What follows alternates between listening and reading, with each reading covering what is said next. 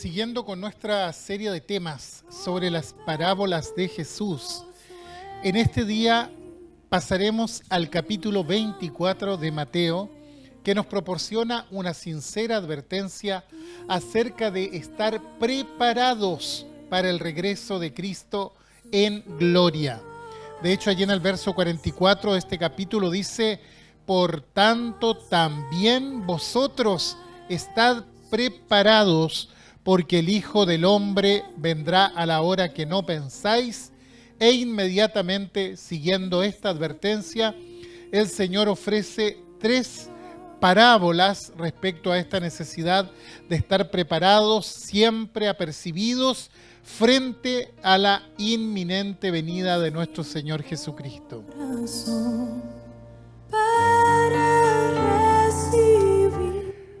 Vamos inmediatamente a considerar una de estas 3 parábolas, pero antes señalar que prácticamente estas 3 parábolas nos están hablando de este evento de la segunda venida del Señor Jesucristo. La primera parábola la encontramos allí estamos allí en Mateo 24, es la parábola del siervo fiel y del siervo negligente. Es interesante considerar estas cosas a la luz de la venida del Señor Jesús. Luego prosigue con la parábola de las vírgenes prudentes y las vírgenes insensatas y concluye con la denominada parábola de los talentos. De estas 3 consideraremos estas 2 últimas como parte de esta serie de las parábolas de Jesús. Me refiero a la parábola de las 10 vírgenes y a la parábola de los talentos. Y por supuesto vamos a comenzar con esta que habla de las 5 vírgenes prudentes y las 5 insensatas. Y bueno, yo sé que usted probablemente lo ha leído todo esto, ha escuchado también acerca de esto, y personalmente yo creo que esta es la de las parábolas quizás la más atemorizantes de todas las que entregó nuestro Señor Jesús y que quedaron registradas para nosotros allí en el Evangelio o en el Nuevo Testamento. Y les invito entonces a dar lectura a esto allí en Mateo 25 desde el versículo 1 en adelante. Miren lo que dice. Entonces el reino de los cielos será semejante a 10 vírgenes que, tomando sus lámparas, salieron a recibir al esposo. 5 de ellas eran prudentes y 5 insensatas. Las insensatas, tomando sus lámparas, no tomaron consigo aceite, mas las prudentes tomaron aceite en sus vasijas juntamente con sus lámparas, y tardándose el esposo cabecearon todas y se durmieron. Y a la medianoche se oyó un clamor: aquí viene el esposo, salid a recibirle. Entonces todas aquellas vírgenes se levantaron y arreglaron sus lámparas. Y las insensatas dijeron a las prudentes: dadnos de vuestro aceite, porque nuestras lámparas se apagan.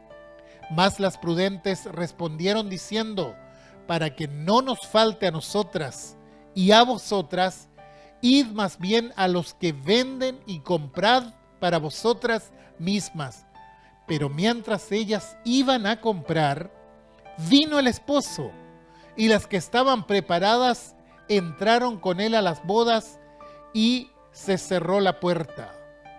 Después vinieron también las otras vírgenes diciendo: Señor, Señor, ábrenos.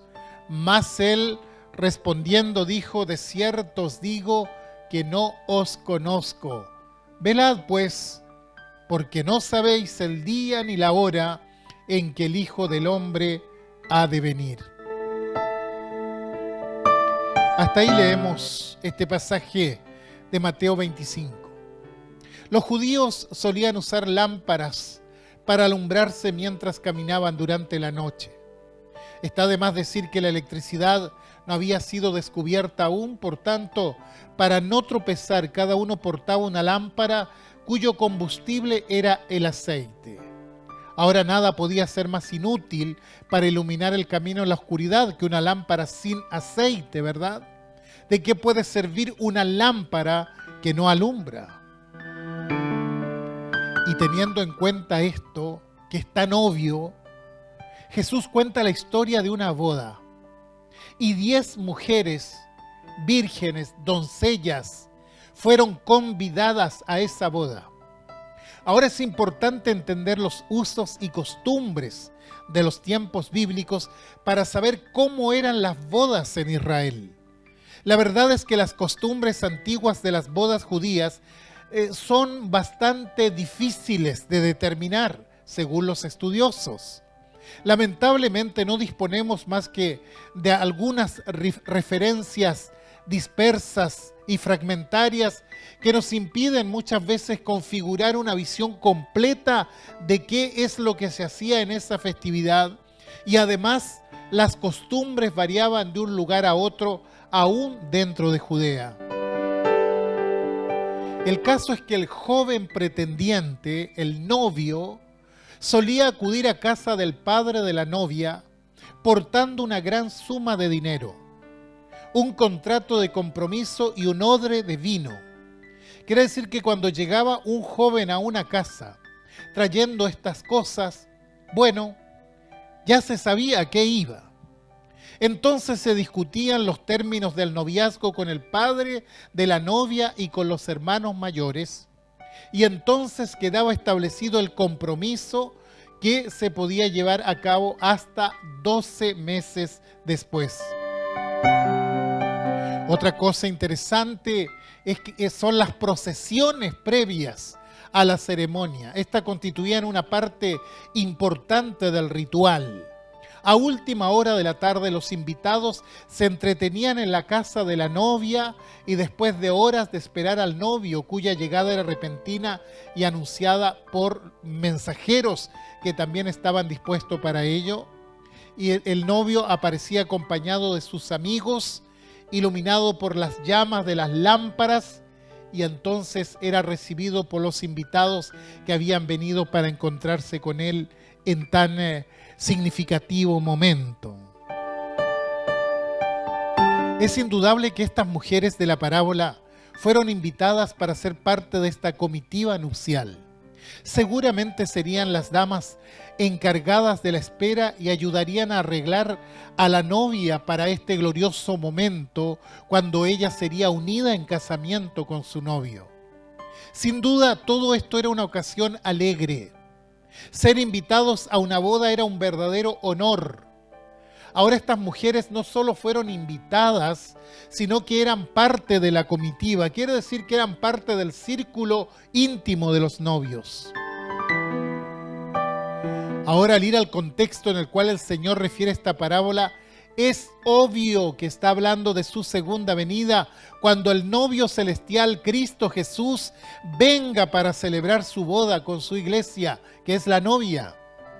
Y sabemos esto por lo que dice Pablo allí en Efesios capítulo 5, cuando dice: maridos, amad a vuestras mujeres, así como Cristo amó a la iglesia y se entregó a sí mismo por ella para santificarla, habiéndola purificado en el lavamiento del agua por la palabra, a fin de presentársela a sí mismo, una iglesia gloriosa que no tuviese mancha, ni arruga, ni cosa semejante, sino que fuese santa y sin mancha. No obstante, hay algo en esta historia que es lo que más preocupa al llevarlo al plano espiritual. Se dice que de estas 10 mujeres, 5 de ellas eran prudentes y 5 eran insensatas. ¿Y cómo se nota esto? En que el novio se demoró en regresar y 5 de ellas previsoramente tenían aceite para sus lámparas, en cambio las otras no estaban preparadas para esa eventualidad. Y creo que es aquí donde debemos hilar un poco más fino, porque ¿qué clase de gente es la que se describe en esta parábola? Claramente el Señor estaba hablando a sus seguidores, es decir, gente que creía en Él, podríamos decir gente de iglesia, personas que fueron parte de la congregación del pueblo de Dios, y para ser miembros de la iglesia, la mayoría a través de la historia admite que debe haber una confesión de fe en el Señor Jesucristo. Viéndolo de ese modo, es seguro asumir que estas mujeres habían hecho una profesión de fe en Cristo. Por tanto, no se habla de gente inconversa, de gente pagana, sino de personas declaradas cristianas que están dentro de la congregación. De hecho, si estaban allí es porque estaban invitadas a la boda, por tanto, esperaban participar de la fiesta alegre una vez que el novio hiciera su regreso. Fíjese que las 10 llevaron sus lámparas, pero solo 5 tenían provisión de aceite. Y como ya dijimos, ¿de qué sirve una lámpara sin aceite? Se retrasó la boda. El novio no llegó a la hora que presumiblemente debía llegar. Se dilató tanto el asunto que se cargaron de sueño y se quedaron dormidas. Y a medianoche fueron despertadas por el anuncio de «Aquí viene el novio». Bueno, las 5 mujeres prudentes inmediatamente prepararon sus lámparas para hacerse parte de la comitiva, pero las otras 5 se percataron allí que necesitaban aceite para sus lámparas y cayeron en una profunda angustia. Bueno, esta parábola, que es bastante conocida, no es tan fácil en cuanto a su interpretación. Hay parábolas en que Jesús mismo da su significado, es decir, que no se debe indagar demasiado. Aquí básicamente el Señor está hablando de estar precavidos, de estar apercibidos para cuando el Señor regrese. Hay muchos que frente a este desafío de buscar la interpretación correcta, simplemente buscan algún significado que sea conmovedor y asignan un significado a cada detalle de la historia. Y bueno, ya hemos dicho que eso puede terminar en una confusión doctrinal, básicamente. Hay que tener cuidado con eso. El punto clave en esta parábola es la prudencia. El estar preparados, el estar alertas. La prudencia se revela con el hecho de estar preparados ante el inminente regreso del novio, que es Jesucristo. El punto crucial es que de las 10 vírgenes, 5 llegaron preparadas para recibir al novio y 5 no estaban preparadas. Y el elemento faltante que desemboca la tragedia es el aceite. La falta de este recurso tan necesario para cumplir este cometido. Ahora, mientras algunos vean el aceite como una cosa adicional que deja de manifiesto el espíritu diligente o poco diligente de estas mujeres, es probable que así sea, pero siempre da a pensar un poco más, porque es una constante en las iglesias protestantes y evangélicas, y usted lo ha escuchado seguramente muchas veces, que al aceite se identifica con el Espíritu Santo. Es así como muchos suelen decir que la falta de estas mujeres imprudentes era el Espíritu Santo, o la acción del Espíritu Santo sobre sus vidas. Bueno, de acuerdo a mi manera de pensar, pienso que no debiéramos ser tan taxativos en esto. Aunque nadie negaría la importancia del Espíritu Santo en la vida del cristiano, no debemos poner esto necesariamente como una parte de lo que el Señor está diciendo aquí. La Biblia nos dice que nadie puede creer en Cristo a menos que sea alumbrado por el Espíritu Santo. Lo que sí está claro es que a estas mujeres insensatas, les faltaba algo importante, algo elemental, tan importante que finalmente por este motivo, entonces no pudieron ingresar al banquete de bodas. Quedaron excluidas. Y claramente esta es una invitación a examinarnos frente a la santidad requerida por Dios y a la palabra que nos debiera ser rectora mientras caminamos en esta vida. No es rebuscado decir, ya que muchos pasajes de la Biblia así lo dicen, que en definitiva una persona puede llevar una religión, cumplir con la cúltica externa de dicha religión, pero lo que va a determinar su paso al banquete de bodas es si su vida interior, su comunión con Cristo por medio del Espíritu Santo está vital, está fuerte, ¿verdad? Está activo. El punto que está en cuestión aquí es básicamente la imprudencia, la insensatez de estas mujeres, su falta de previsión para un hecho tan grande, tan poderoso que se iba a llevar a cabo. Las vírgenes prudentes, no obstante, prepararon sus lámparas. Estaban listas para recibir al novio y entrar a la fiesta de bodas. Frente al desespero, las insensatas trataron de negociar con las prudentes. Les dijeron: permítanos tener un poco de su aceite, porque el nuestro se ha acabado. Pero las prudentes le dijeron: lo sentimos, pero no hay suficiente. Si le convidamos del nuestro, luego ni ustedes ni nosotras tendríamos aceite cuando regrese el novio. Les sugerimos que vayan al pueblo y encuentren a alguien que les pueda vender aceite, quizá alcancen a regresar.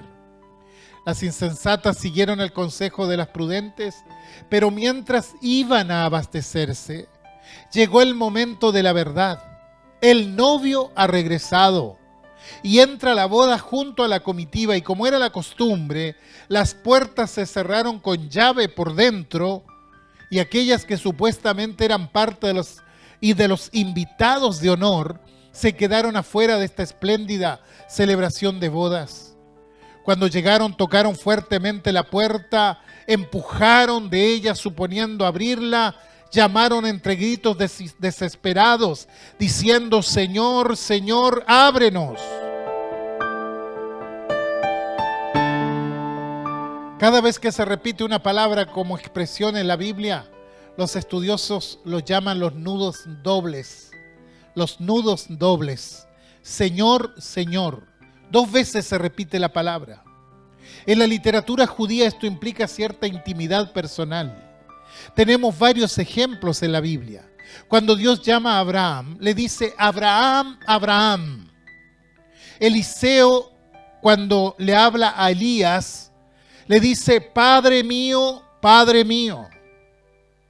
David, angustiado por su hijo Absalón, le dice: Absalón, Absalón. Y aquí el llamado de las vírgenes imprudentes es: Señor, Señor.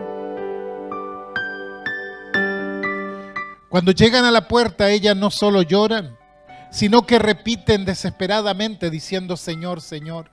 En otras palabras, tú eres nuestro Señor. Queremos estar ahí con ustedes celebrando tu boda. Tú nos conoces, nosotras te conocemos, tenemos una relación cercana. No somos infiltradas, no somos extrañas para ti. Pero ¿sabe lo que le dice el novio desde adentro? De verdad no las conozco. No sé quiénes son ustedes.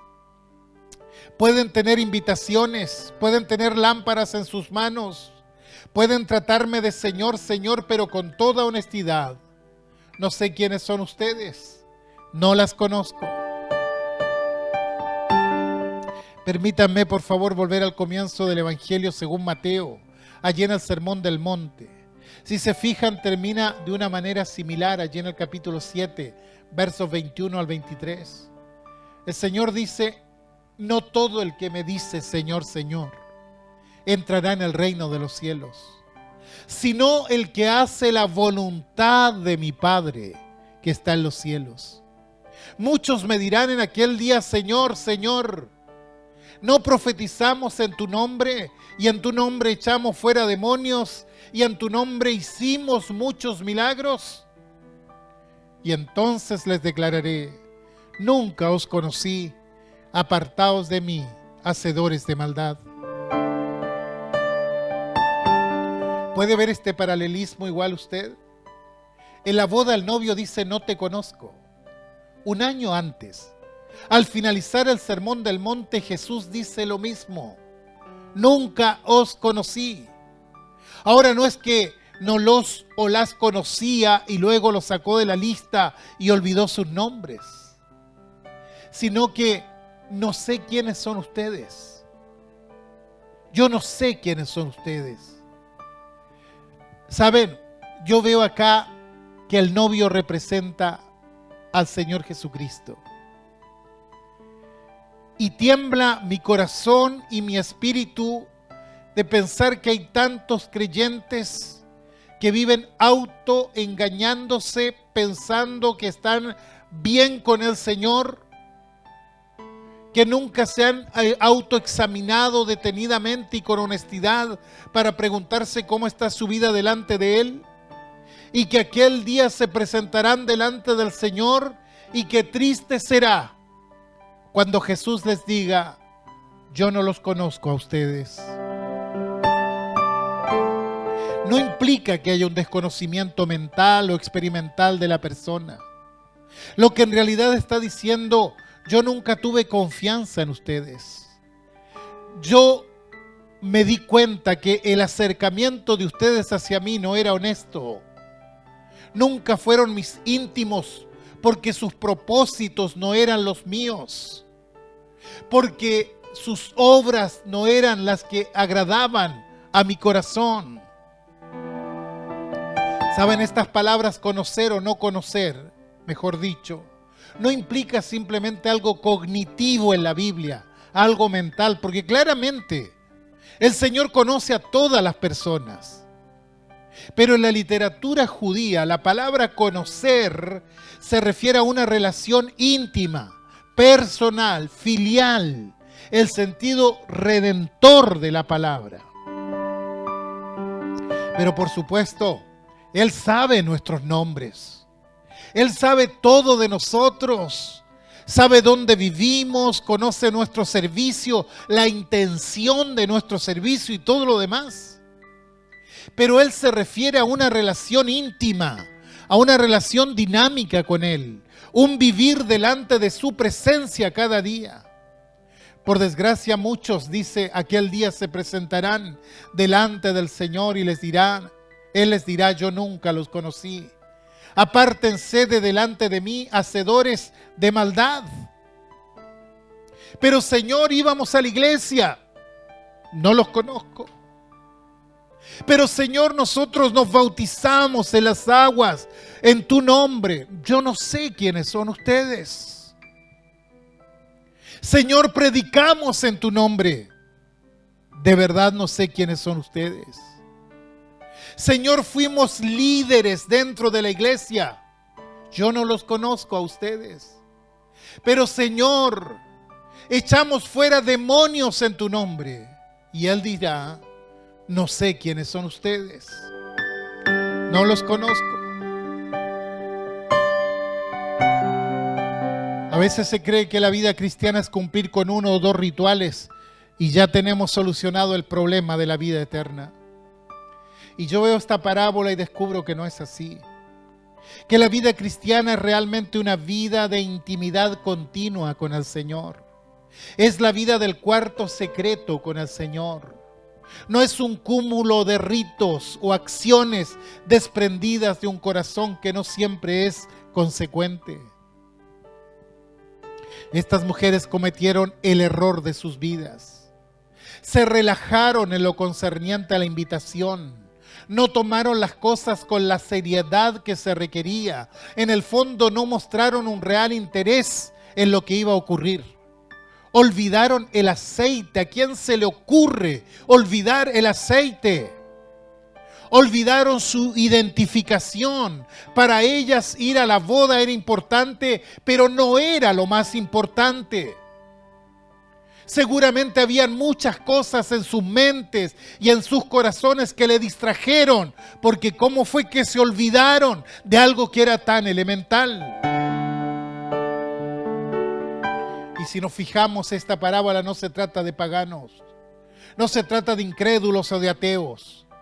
Se trata de gente que profesa una fe, pero no vive esa fe que profesa.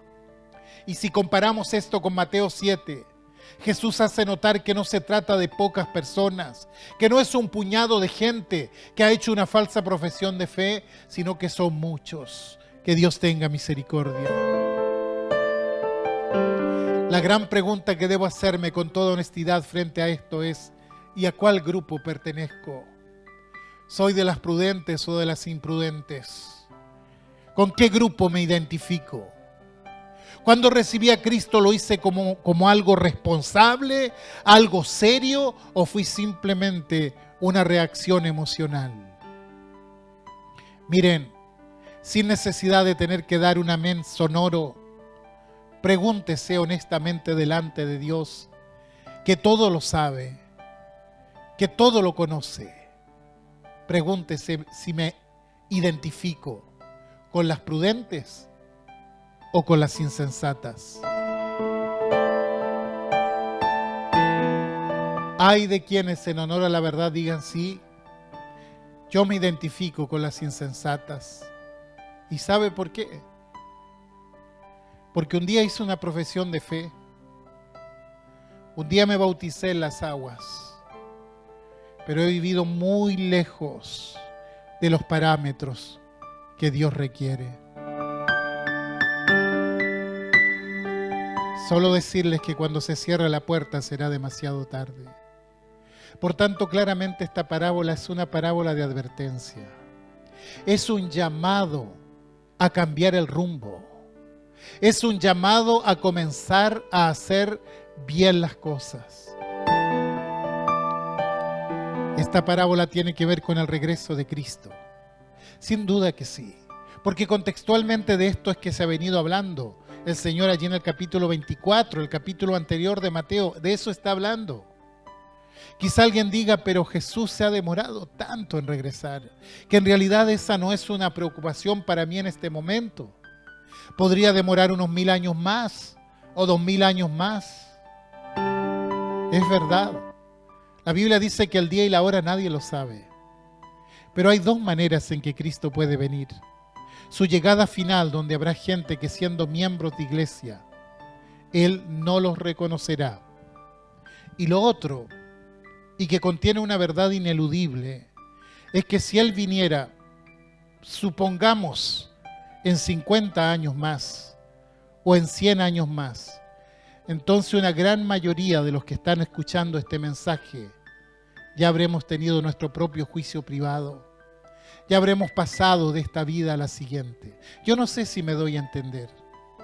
Pero nuestro paso por esta vida tiene un inicio y tiene un fin también. Y aunque no lo sabemos, sería muy difícil. Sería casi una hazaña apagar 100 velitas mientras nuestros tataranietos nos cantan el cumpleaños feliz. Por mi parte lo dudo mucho. Hebreos 9:27 dice que está establecido para los hombres que mueran una sola vez y después de esto el juicio. De modo que el análisis que debiera hacerme con la mayor solemnidad es: ¿qué pasará conmigo cuando cierre mis ojos para no volver a abrirlos más en este mundo? ¿Qué pasará conmigo cuando respire mi último aliento? ¿Cuando mi corazón dé su último latido?